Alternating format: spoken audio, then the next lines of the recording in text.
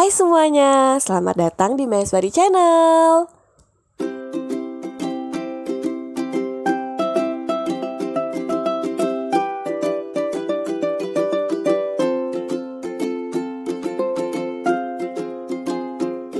Video kali ini aku akan membahas tentang peran dan fungsi bidan ya teman-teman. Jadi di SKB 2021 soal tentang peran dan fungsi bidan ini banyak sekali keluar.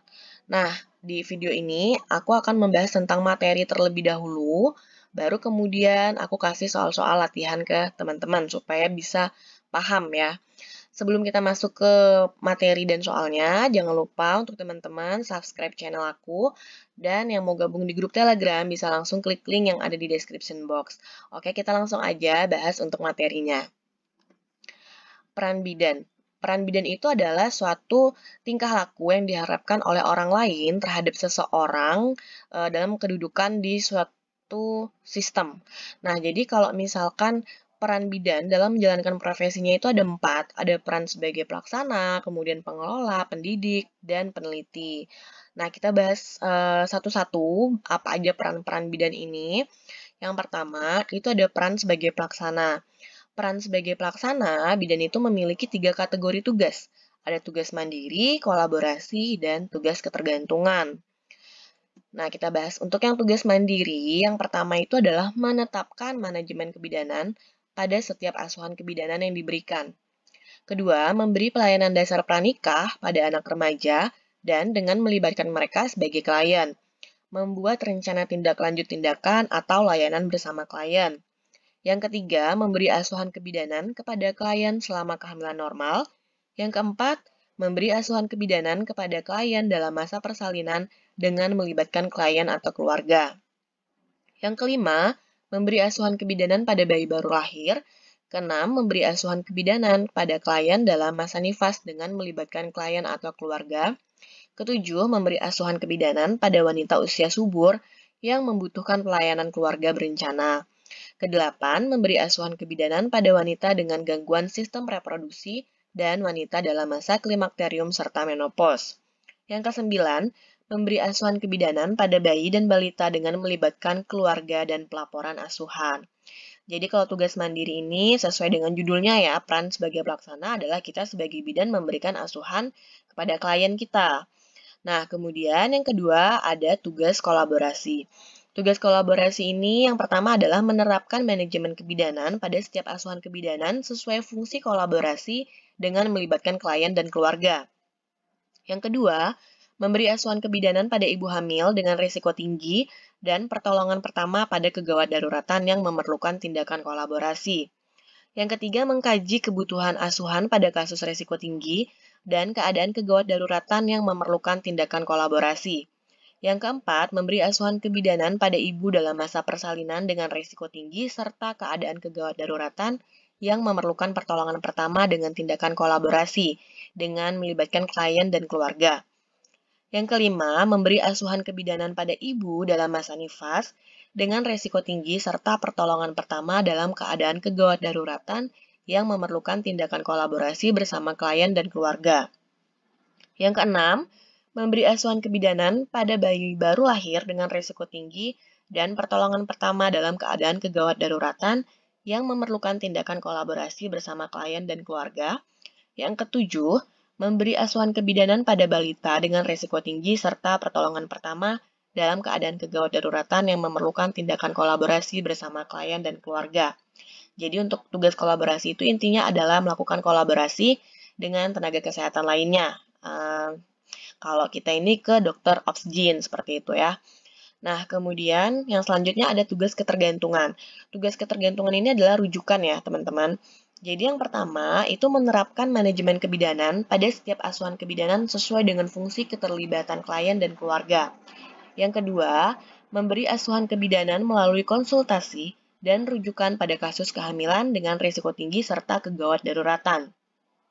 Yang ketiga, memberi asuhan kebidanan melalui konsultasi serta rujukan pada masa persalinan dengan penyulit tertentu dengan melibatkan klien dan keluarga. Yang keempat, memberi asuhan kebidanan melalui konsultasi dan rujukan pada ibu dalam masa nifas yang disertai penyulit tertentu dan kegawat daruratan dengan melibatkan klien dan keluarga. Yang kelima, memberi asuhan kebidanan pada bayi baru lahir dengan kelainan tertentu dan kegawat daruratan yang memerlukan konsultasi serta rujukan dengan melibatkan keluarga. Yang keenam, memberi asuhan kebidanan kepada anak balita dengan kelainan tertentu dan kegawat daruratan yang memerlukan konsultasi serta rujukan dengan melibatkan klien atau keluarga. Jadi tugas ketergantungan ini berkaitan dengan rujukan ya terhadap kasus dengan resiko tinggi ya teman-teman. Jadi peran bidan sebagai pelaksana itu ada 3 tugas, yaitu tugas mandiri, kolaborasi, dan ketergantungan atau rujukan. Oke, kita lanjut. Peran bidan yang selanjutnya ada peran sebagai pengelola. Peran bidan sebagai pengelola ada 2, yaitu mengembangkan pelayanan dasar kesehatan dan berpartisipasi dalam tim. Bidan berpartisipasi dalam tim untuk melaksanakan program kesehatan sektor lain melalui dukun bayi, kader kesehatan, serta tenaga kesehatan lain yang berada di bawah bimbingan dalam wilayah kerjanya. Kemudian yang ketiga, peran bidan sebagai pendidik, yaitu memberikan pendidikan dan penyuluhan kesehatan kepada klien, melatih dan membimbing kader. Nah, selanjutnya peran bidan sebagai peneliti, yaitu mengidentifikasi kebutuhan investigasi yang akan dilakukan, menyusun rencana kerja pelatihan, melaksanakan investigasi sesuai dengan rencana, mengolah dan menginterpretasikan data hasil investigasi, kemudian menyusun laporan hasil investigasi dan tindak lanjut, dan memanfaatkan hasil investigasi untuk meningkatkan dan mengembangkan program kerja atau pelayanan kesehatan. Nah, misalkan kalau sebagai peneliti itu, bidan meneliti kenapa sih di desa A ini angka kematian ibunya ini sangat tinggi, apa nih yang menjadi masalah gitu kan. Setelah diketahui masalahnya apa, maka disusunlah rencana kerja, kemudian dijalankan programnya, baru kemudian apakah dengan hasil penelitiannya ini bisa membawa dampak untuk desa tersebut, seperti itu ya teman-teman. Nah, itu tadi peran bidan, ada 4 ya, ada sebagai pelaksana, pengelola, pendidik, dan peneliti. Nah, kemudian yang selanjutnya adalah fungsi bidan. Fungsi ini adalah suatu pekerjaan yang harus dilakukan bidan sesuai dengan perannya, gitu ya teman-teman. Fungsi juga sama, fungsi bidan itu ada pelaksana, pengelola, pendidik, dan peneliti. Nah, untuk fungsi sebagai pelaksana, yaitu melakukan bimbingan dan penyuluhan kepada individu, keluarga, serta masyarakat, khususnya kaum remaja pada masa pra-perkawinan. Kemudian melakukan asuhan kebidanan untuk proses kehamilan normal, kehamilan dengan kasus patologis tertentu, dan kehamilan dengan resiko tinggi.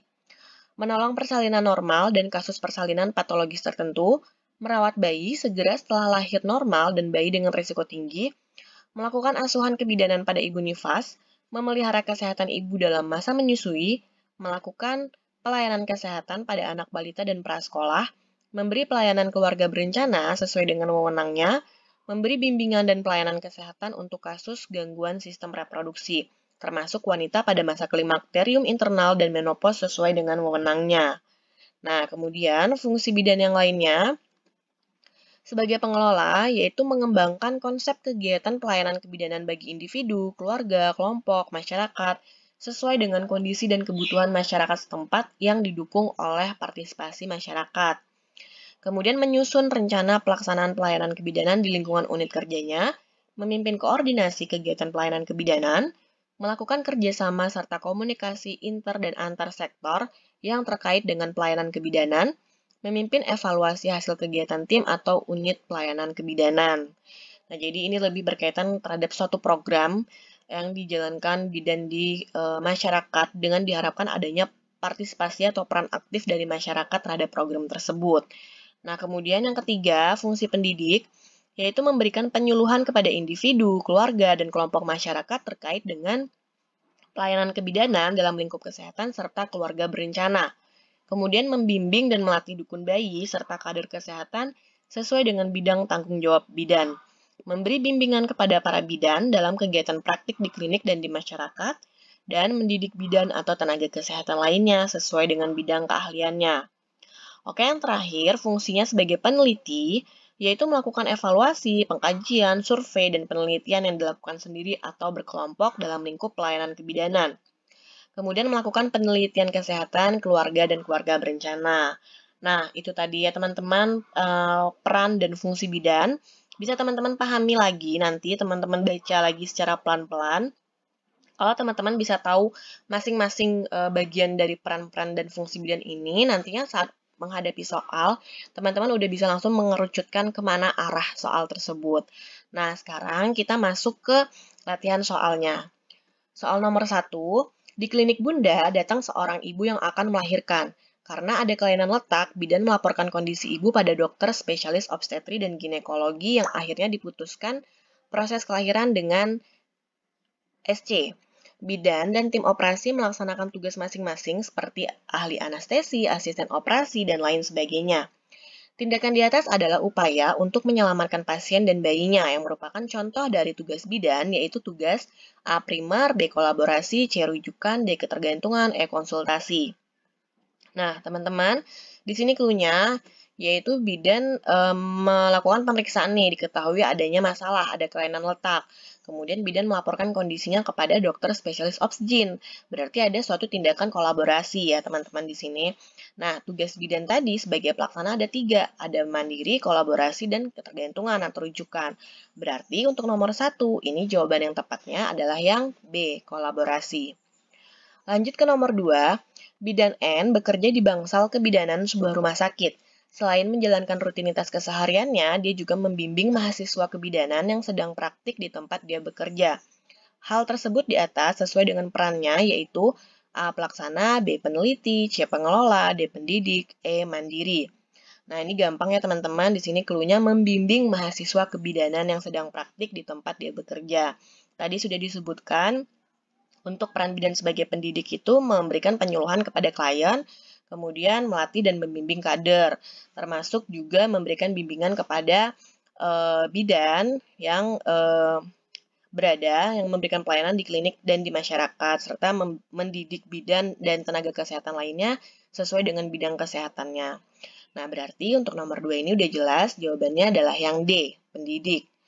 Lanjut nomor 3, seorang bidan desa membentuk program kerja pendamping ASI bagi ibu menyusui. Kader-kader yang ada diberikan pelatihan agar mampu menjalankan program dengan baik sehingga muncul peran aktif masyarakat dalam kegiatan komunitas. Apakah peran bidan desa tersebut? A. Provider, B. Pengelola, C. Pendidik, D. Advokat, E. Koordinator. Nah, di sini kata kuncinya ya teman-teman, bidan desanya ini membentuk program yang kemudian dia melatih kader agar nantinya muncul partisipasi atau peran aktif dari masyarakat. Nah, udah jelas tadi disebutkan kalau di peran bidan sebagai pengelola ini berkaitan dengan suatu program dan berkaitan dengan partisipasi dari masyarakat. Nah, berarti untuk nomor 3 ini jawaban yang tepatnya yang B, pengelola. Kenapa bukan yang C, pendidik? Karena bisa terkecoh ya teman-teman. Ada kalimat kader-kadernya diberikan pelatihan ya. Nah, itu memang memberikan pendidikan kepada kader, tapi di sini fokusnya adalah bidannya ini membentuk suatu program di mana diharapkan adanya program itu muncul partisipasi dari masyarakat dan itu lebih mengarah kepada fungsi dan peran bidan sebagai pengelola. Karena di sini bidannya juga mengkoordinir kader-kadernya ini. Nah, kemudian nantinya akan dilakukan evaluasi dari program tersebut. Oke, nomor 3 jawabannya yang B ya, teman-teman. Lanjut nomor 4, Nyonya N, usia 30 tahun, G1P0A0, hamil 38 minggu, datang ke bidan praktik mandiri dengan keluhan kenceng-kenceng. Hasil pemeriksaan tekanan darah 160 per 100 mm hidrogirum, nadi 86 kali per menit, suhu 36,7 derajat Celcius, pernafasan 22 kali per menit, HIS 3 kali dalam 10 menit, lamanya 30 detik. DJJ 150 kali per menit, kaki dan tangan udam. Hasil pemeriksaan dalam pembukaan 4 cm, ketuban positif, presentasi kepala, tidak ada bagian kecil janin. Kemudian, bidan melakukan rujukan ke rumah sakit. Peran bidan dalam kasus tersebut adalah sebagai A. Pelaksana, B. Pendidik, C. Konselor, D. Pengelola, E. Perencana. Nah, di sini udah jelas clue-nya adalah bidan melakukan rujukan ke rumah sakit. Artinya, bidan melaksanakan tugas ketergantungan atau tugas rujukan. Tugas ketergantungan ini masuk ke dalam peran bidan sebagai pelaksana. Jadi nomor 4 jawabannya itu adalah yang A. Kita lanjut ke soal terakhir, soal nomor 5. Di desa A, seorang bidan bersama dengan dokter gigi melakukan kegiatan pemeriksaan gigi bagi para ibu hamil demi mengetahui kesehatan gigi para ibu hamil.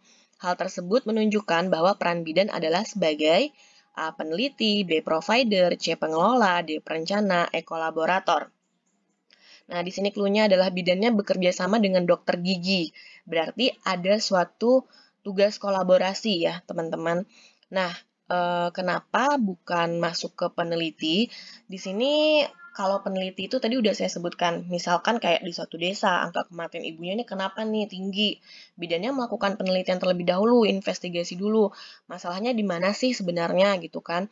Tapi kalau di sini ini kan bidan ini hanya melakukan pemeriksaan gigi biasa. Karena pemeriksaan gigi itu juga merupakan salah satu pemeriksaan yang memang harus dilakukan oleh ibu hamil. Dan di sini bidannya bekerja sama dengan dokter gigi, berarti lebih masuk ke tugas kolaborasi. Tugas kolaborasi itu kan perannya bidan sebagai pelaksana. Tetapi karena di option tidak ada jawaban pelaksana, maka yang lebih tepatnya itu adalah yang E, kolaborator. Oke teman-teman, itu tadi 5 soal tentang peran dan fungsi bidan dan pembahasan materinya sudah saya sampaikan semua. Semoga apa yang saya sampaikan ini bisa bermanfaat ke teman-teman dan teman-teman bisa memahaminya. Terima kasih yang udah nonton sampai akhir dan sampai jumpa di video selanjutnya.